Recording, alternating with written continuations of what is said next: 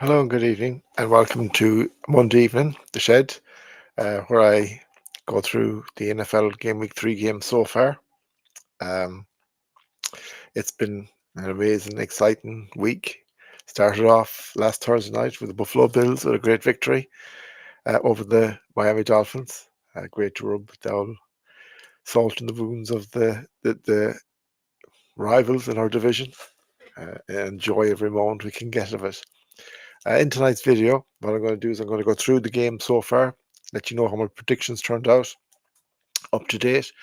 I'm going to talk a little bit about the Bills game Thursday night. Now, as I did not stay up to watch it because I was working Friday morning, but I have seen highlights and I have some thoughts on it, and also let you know how the predictions was going, let you know what I thought of the other games. And in Ireland this week, it is NFL Ireland week. It's the first time in the history of this beautiful, wonderful country we are hosting a regular season NFL game in Croke Park next Sunday. And uh, I am delighted to be part of the NFL, doing my shows for the NFL in my own way. I was up last year. A memory came up on my phone for the Pittsburgh Steelers party in Croke Park when they played the Indianapolis Colts. I had a great time that day up there. I made friends, which is what it's all about, and met old friends up there as well. And now to see that the NFL is coming to Ireland, it's really, really exciting. And today, what just landed is, since I cannot make it, is the NFL. I got my own NFL mini helmet, um, and that badge there. Like, I have my London one up there from when I was in London when the Bills played, and this one, even though I cannot make it, uh, or cannot get tickets for it, but I still can't make it even if I could now. I have other things on, but I will be watching it. Means the world to me, because to know anyone that does a show in Ireland has helped in some little way to get the NFL's attention to come here. And now that they're coming, it's just amazing. So uh, I said I was going to talk about it at the end of the show, but as it turns out, it came at the start, so not too bad. So anyway, I'll talk more about the NFL and the game this week on Thursday show, and I'm doing my predictions for Game Week 4, and uh, there will be some items happening in Dublin, and I'll be talking about them with other broadcasters, what they're doing and what shows are on, and if anyone is interested to go. And if anyone's going to the game next weekend and they're watching the show, let me know what your expectations are now. And then next week, let me know what you thought of it, because I reckon it'll be amazing. Um, Crow Park, I know I've been there many, many times with Mayo, and the atmosphere when it gets going can be second to none. And it should be an amazing atmosphere on Sunday. So now let's kick off the show. So I'm going to talk about the game so far and let you know how my predictions are going. So in week 1, I was 12-4. In week 2, I was 15-1. I will not be 15-1 this week because there was a few shocks, but we'll talk about them in a while. And so far this week, I'm doing okay. I'll tell you the score as we go along.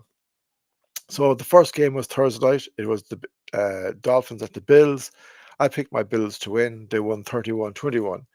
Josh Allen threw for 213 yards, had a completion rate of 78.6%, threw for 3 touchdowns, no interceptions. Tua Tagovailoa, on the other hand, only had 146 yards passing, 64.7% completion rate. He did throw for 2 touchdowns, but he also had an interception to Bernard. And a lot of people are saying that interception killed the game. I don't think the Bills got out of third gear in this game, to be honest. From the highlights I've seen, James Cook, he had another very productive game. He rushed for 108 yards, ran for a touchdown. Average, he was running 5.6 yards. Whereas HN, he rushed for 62 yards. Now, he did average 5.17 yards per game, but he had uh, no touchdowns, and he only had 12 attempts. Wide receiver, Tariq Hill, he did get a touchdown. I would have preferred anybody else get one for them, but he did get one. But he had 5 receptions for 49 yards, and he was averaging 9.8. On our side, Dalton Kincaid, he got a great touchdown. He had 66 yards on 5 receptions, and he was averaging 13.2. And this is the Dalton Kincaid I was hoping we would see at the start of the year, because this is the guy that we put our trust in, and this is the guy that we were building our future on, along with Keon Coleman. On the receiving side, as I said, Dalton had 5 receptions for 66 yards out of 6 targets, so that's not bad. Kahil Shakir, he got a touchdown as well. He had 4 out of 4, and he's averaging 45, or he had 45 yards altogether. Excuse me. Elijah Moore had two receptions out of 3. Shavers had 2 out of 2. Keon Coleman had 3 out of 4. James Cook had 3 out of 3. Johnson had 1 out of 2. Jackson Halls, he got a touchdown, his first touchdown in the NFL. He had 1 out of 1. Now it was his touchdown, but he did a lot of work besides that. Palmer was 1 out of 1, and Ray Davis got 0 out of 1. So like the targets are working, and it's been spread out, and it's a great thing. Now, we're still not clicking fully, but it's good that we are getting these guys on the target. Like Josh Allen was 22 out of 28. That's not bad in any terms. Like 78.57. It's pretty good. On the rushing side, I should say, James Cook, as I said, had 19 rushes, 108 yards, 1 touchdown. Josh Allen had 4 and ran 25 yards. Ty Johnson had 3 for 13 yards, and Elijah Moore had 1 for 11 yards. So, we are playing okay. Our defense did okay as well. As I said, they got an interception. They also got at Tua, which was good as well. Miami did keep themselves in the game for long periods, but when it mattered no more than the Ravens game, we were able to step up and put the game to bed. The highlights I seen, it was impressive, but not overly impressive. It's a building block. It's great as a divisional win. It's great to hear Miami Dolphins fans whining as per usual. And then coming out saying that some of them, not that I should be bothered about it, but it just, shows how, what their depth in things, where they go, you beat us, but Patrick Mahomes is your daddy. Patrick Mahomes isn't our daddy. Patrick Mahomes is a great footballer, and we're not their daddy either. It's just that this is the kind of stuff you hear, and it's just irritating. If they said it and they had beaten you, you wouldn't mind, but that's the joys. But yeah, it was solid. I'll be talking to Therese tomorrow night about the buzz around the place, and her day and what they got up to and what they thought of the game and how things were over there. But for me, as I said, I couldn't watch it live, and it was only highlights I could find anywhere to watch of it, so I couldn't watch the whole game back. But it was a good win, and we take it, we move on. We're 3-0. I'll talk about the division as we go through the rest of the games, but it's good to have a 3-0 start when the rest of the division is so far behind. So now we go to Sunday's game. So I'm 1-for-1 there, and I'm happy. Sunday's games, we start off. I had picked the Atlanta Falcons against the Carolina Panthers. Never would I ever have guessed this would have happened. Atlanta Falcons nil after beating the Minnesota Vikings very, very well and losing to the Tampa Bay Buccaneers in a cracker. They scored 0 points. And Michael Penix Jr. has 4 interceptions and no touchdowns. It was shocking. So it was shocking. But what wasn't shocking, but was delighted to see, was Carolina Panthers were 130-0. I got that wrong. But Bryce Young, he didn't throw for any touchdowns, but he didn't have any interceptions. He played very well. He played with a smile on his face. Chuba Hubbard, ran and played very well, as did McMillan, the wide receiver. And yes, some of their points came from Michael Penix Jr. with their defense getting interceptions and running the back for touchdowns. But to see Bryce Young play with a smile on his face makes me happy, because I want to see this guy do well. He is doing okay, and at last, and I hope to see the Bryce Young of college and of the end of last season, because it's very, very important. Um, was I shocked? And was this the shock of the weekend? I was shocked 110% to see the Atlanta Falcons so bad. Penix Jr. was benched in the end. Uh, Bijan Robinson, nothing. Their offense, nothing. And I don't know. I had these guys pushing the Buccaneers all the way in the NFC South. And right now, my thoughts are different. But we'll move on to the next game. Congratulations, Carolina Panthers. That's your first win of the season. Then, for me, this is the shock of the weekend so far. I picked the Packers going to play the Cleveland Browns, who conceded 41 points against the Baltimore Ravens the Sunday before, have no offense whatsoever worth talking about, do have a brilliant defense that eventually crumbled to the weight of the Ravens offense that Sunday. So, not a chance in hell were the Cleveland Browns beating the Green Bay Packers, the best team in football according to many right now, the team that's going to win the Super Bowl, getting Micah Parsons on top of all their weapons. And lo and behold, the Cleveland Browns win. But it's not 41-40. No, no, no. It's 13-10. And it shows you their defense keeps them in games. Their offense still sucked, to be honest, but didn't suck as bad as the Green Bay Packers. And the way they won it at the end was a field goal. And it was great to see Smith hit a 55-yarder. Even the Packers were kicking to win the game. They blocked it. The Browns got it back, brought it down. I think it was 15, 20 yards. This is all in the last minute of play. And then Smith, who missed a field goal and an extra point against the Bengals that would have won them the game in week one, kicked a cracker from 55 yards, and they won it 13-10. Hats off to the Cleveland Browns. Tap on the hat for me. Green Bay Packers, well, they're calling it a blip. Time will tell.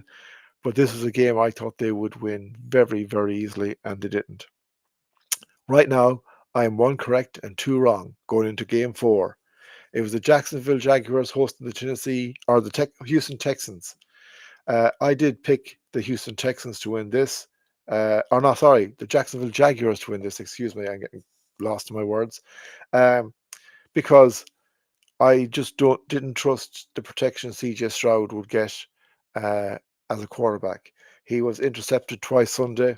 It's not that he was the worst of the quarterbacks, because Trevor Lawrence, who I think is overrated, had a 50% completion rate, threw for 0 touchdowns, and had an interception as well, where CJ Stroud had a 65% completion, well, 65.8. He did throw for a touchdown, but he had 2 interceptions. The Texans are in bother. The Jaguars win 17-10. I did pick the Jaguars to win. That put me 2-2 for the weekend. Is this a game worth talking about? Not really. It wasn't a cracker. It wasn't entertaining, but the Jaguars got the win. I just thought they would.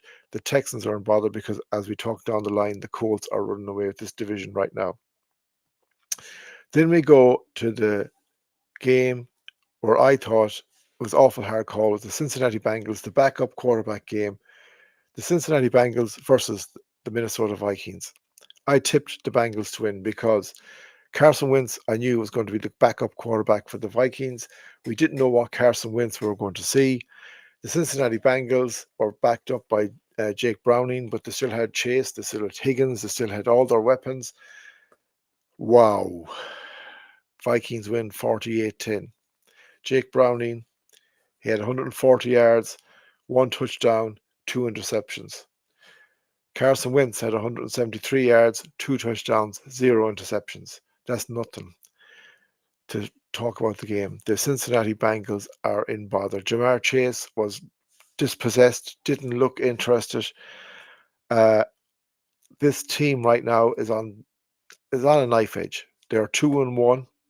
They got hammered, mauled by a Vikings team I didn't expect to win, not in a million years. But they did. Won convincingly, are coming to Ireland next week on a very big high. Carson Wentz, the rumours now are he's going to be quarterback. And he looked like the Carson Wentz of Philadelphia Eagles. The Bengals, if this goes wrong for them, wow, like Joe Burrow, it can't be all, this team looks to be only be able to be driven by Joe Burrow. And they have a hard schedule ahead of them. And it's not looking good for the Bengals. At the start of the year, I wanted the Bengals with Joe Burrow in the playoffs.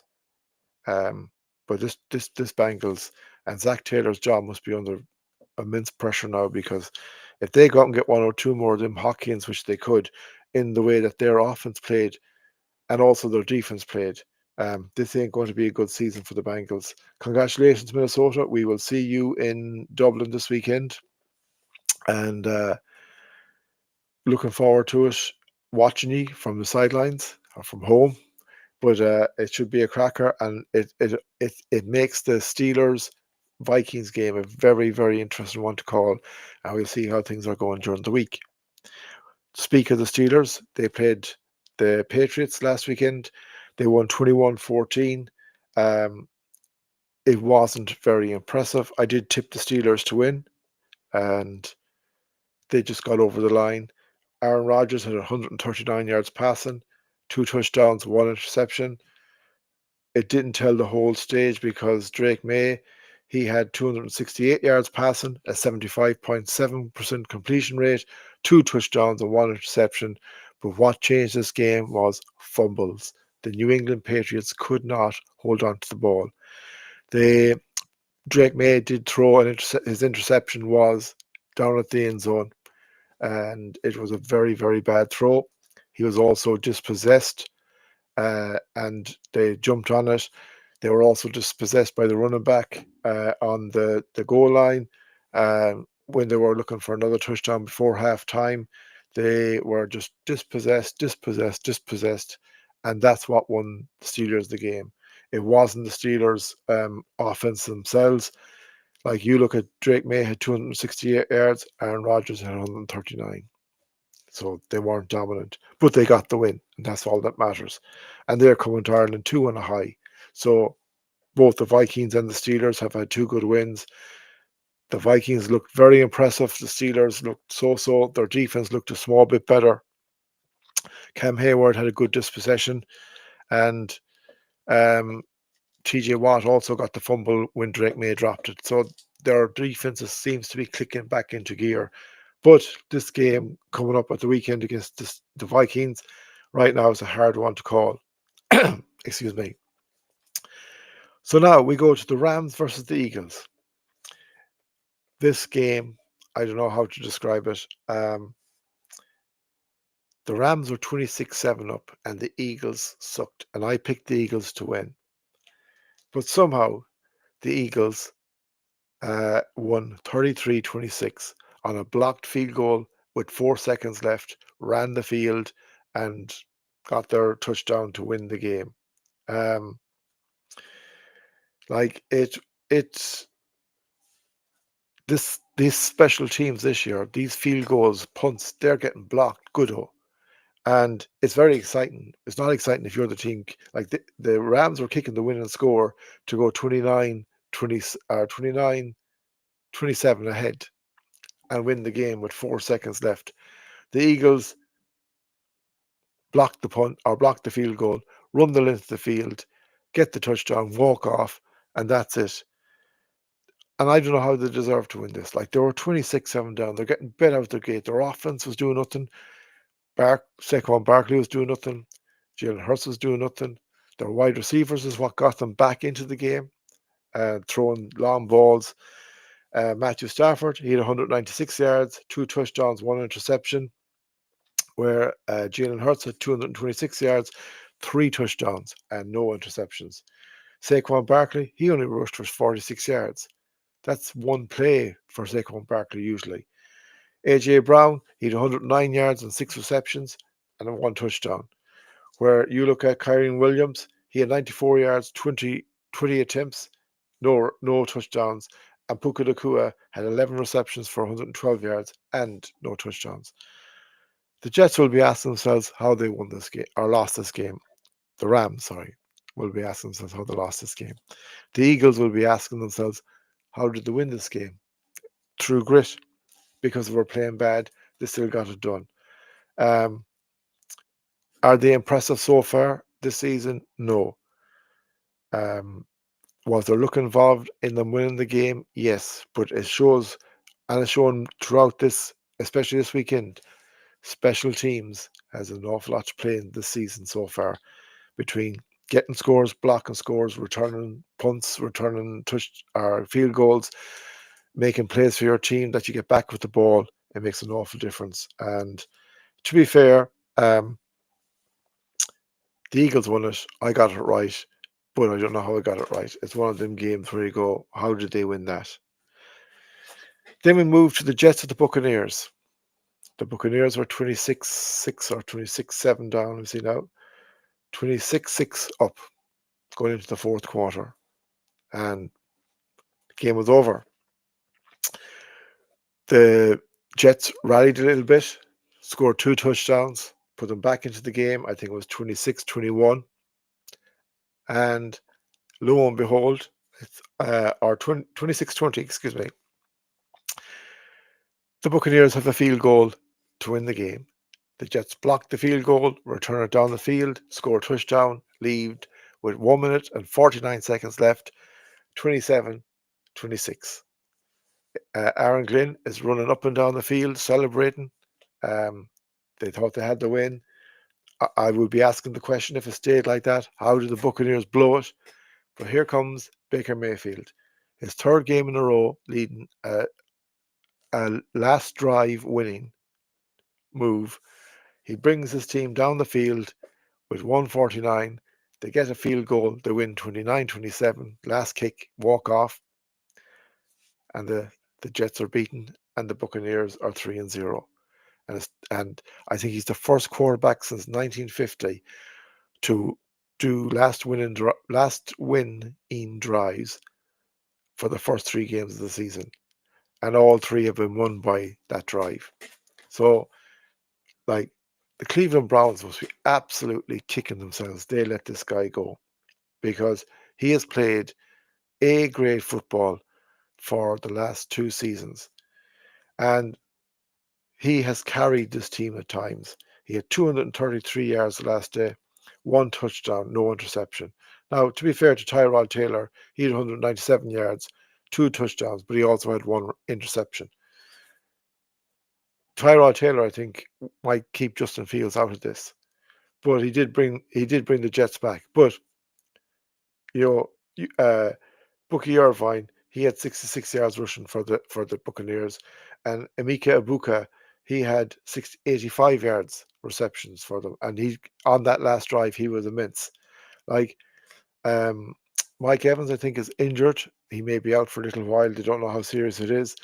But this is the Buccaneers. They're 3-0. They are absolutely flying. And our next game then is the Colts, the Titans. The Colts won 41-20. I picked the Colts to win. Daniel Jones, I'm just going to touch quickly on him. 228 passing yards, 1 touchdown, 72% completion rate. They've only punted once in 3 games. Once in 3 games. Jonathan Taylor, 102 yards rushing, 3 touchdowns. Wow. This is the Jonathan Taylor from a few years ago. He's back. Michael Pittman, 73 yards, 6 out of 6 receptions, 1 touchdown. This is another guy that a few years ago was coming on the market, but they signed him. I wanted him in Buffalo. This guy was class. And this particular Colts team, they're 3-0. They are a team now that will be favourites to win the AFC South. And by the looks of them, their defense is playing well, their special teams is playing well, and their offense is playing well, and they have a quarterback who I am delighted for to see do so well, because he took awful shit from the New York Giants media, New York itself, and their fans. And he's gone to Minnesota. Kevin O'Connell helped him last year. He's come back in, won his place in the Indianapolis Colts as the starting quarterback, and is now paying back. And this guy, so far, after 3 games, has been immense. Himself and Baker Mayfield have really shot up the quarterback rankings in their way that they're playing so far this year and the way they're leading their team. Then we had the Raiders at the Commanders. Uh, Jalen Daniels was out, injured, so Marcus Mariota came in at quarterback. He did take out Dan Quinn, the head coach, in one play, accidentally, of course. But the Commanders did win 41-24. I had picked the Commanders to win. They looked impressive. They didn't look like they were missing Jaden Daniels too much, but they will want to have him back as soon as possible. Then another big game at the weekend was the Broncos at the Chargers. I picked the Chargers to win. It was a very tight game. Justin Herbert, again, had played awesome. The only bad news I saw on that game was Najee Harris came off with a bad injury, and I hope he'll be okay. He's been through the wars. But the Chargers played well. Bo Nix threw interceptions, where Justin Herbert is just playing out of his skin. Uh, but uh, it's looking like that the Chargers are going to be the ones that push on against the Kansas City Chiefs this year. Actually, here I'm reading Bo Nix didn't throw any interception, but I'm sure I seen one today on the TV. I could be wrong. But Justin Herbert, he threw for 300 yards. He did throw an interception, uh, and he had a touchdown.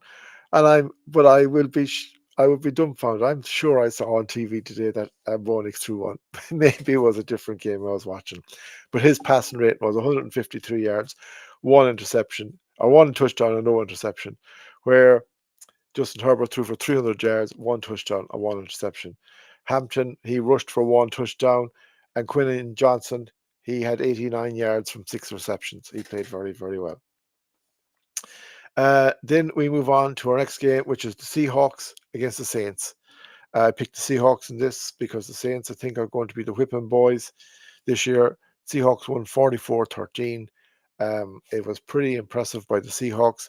Sam Darnold has proven me and everyone else wrong, because he is doing it this year just like he did last year, and I'm delighted for him, and I hope he continues to do it. Seahawks look impressive. They look to me to be a playoff caliber team right now, where the poor old Saints, Spencer Rattler, he's doing his best, but it's not working. Like 13 points. He did throw a touchdown, but he also had an interception, where Sam Darnold had 218 yards, 77.8% completion rate, and 2 touchdowns, no interception. Kenneth Walker rushed for 2 touchdowns. Jackson Smith and Jigba, he had 5 receptions, 96 yards, and 1 touchdown. They're well-deserved winners, and they're moving on and they're playing well. We moved into the next game, which is the Dallas Cowboys at the Chicago Bears. I picked the Cowboys because the Bears sucked, and the Cowboys had no defense but did have an offense. Well, they ran out of offense. CeeDee Lamb got injured, came out of the game early.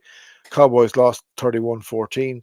I think we saw the Caleb Williams everyone thought they were going to see over the last 2 years, and he played awesome. So he did. The Bears played awesome. The Bears fully deserved the win. Dak Prescott was benched at the end, wasn't too happy about it. He threw for 251 yards. He had a touchdown, but he had 2 interceptions. Caleb Williams had 298 yards passing and 4 touchdowns and no interceptions. And I think that's the Caleb Williams Ben Johnson wants. That's the Caleb Williams the Bears want. And it was a great, great win for them. And congratulations, because they've been a long time waiting for this. And then we moved to the 49ers against the Cardinals. I picked the 49ers in this. They won 16-15. It was by no means a classic. Kyler Murray had 159 yards passing, 1 touchdown, where Mac Jones had 284 yards passing, one touchdown and one interception, but it was a field goal that won it for the 49ers at the end. And they're doing okay. They're moving along. Mac Jones hasn't missed a beat yet. They're 3-0. Cardinals, that was, I think, their first loss. But if you were to look at that division now, you have the 49ers out in front. I would have the Seahawks right now second, the Rams third, and the Cardinals fourth. And it's early days. It will dance around. That is a very good division. And the final game last night was the Chiefs at the Giants. Chiefs won 22-9. I picked the Chiefs. Russell Wilson, not looking good. There was a bit of a bust-up. Andy Reid had to go with Travis Kelce. I must watch a little bit more about it tonight and see what they say. It was kind of like when Kelce had to go at Andy Reid in the Super Bowl 2 years ago, but the other way around. Kelce isn't playing well. I think he's a guy that thinks he's in his prime. He's past his prime. And I just think that you take Mahomes out of this, they're in big trouble. I did see where Chris Jones has been mumbling today. Apparently, he wanted Russell Wilson's jersey over the last number of years. He didn't get it. He didn't want it yesterday. He's making a lot of noise too for the wrong reasons. He made noise down in Brazil when he was fighting with his own teammates, and that again last night. Chris Jones he's a good footballer, just concentrating playing football. Pressure is on Brian Dable. He's been asked more and more about bringing in Jackson Dart because Wilson was awful in the first game. He threw the lights out, but then threw the game away against the Cowboys, but they have no defense. And then last night he was awful again. And I don't know. It's a shame when you see someone that did play so well hit their peak and they come off their peak and they still think they can get back to it. Yes, try once, but when you fail, walk away. And they're not, and he's not.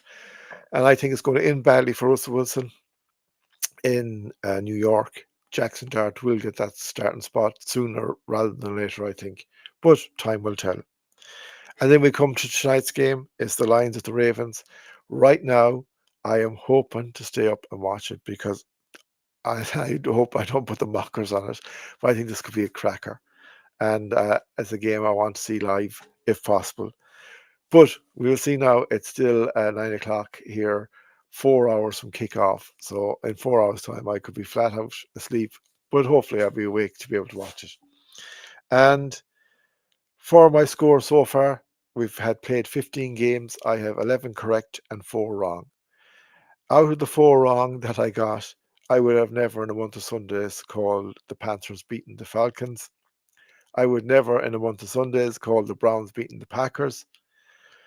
The Vikings beating the Rams, that was a toss of a coin because it was a battle of the two backup quarterbacks, so I'm not too bothered about that. And the Bears beating the Cowboys, I wouldn't say in the month of Sundays I would have predicted it because of the way the two teams had started the season, but I am kind of surprised it happened, but the Bears fully deserved it, as did the Browns, and as did the Panthers, and as did the Vikings. But still, 11-4. If I get tonight's one right, I've chose the Ravens to win. But this is a tight one too. This could go either way. I would have 2 12-4s and a 15-1. That's not a bad start for a season. And even if it's 11-5, still not a bad start for a season. So I'm happy enough. But that is it. So thank you very much for watching, folks. It's been a brilliant weekend of football so far. Really enjoyed it. When you start off on the Thursday night and your team wins, you can enjoy the weekend. You don't have the nerves. We have the New Orleans Saints this weekend. I'll talk about that Thursday night.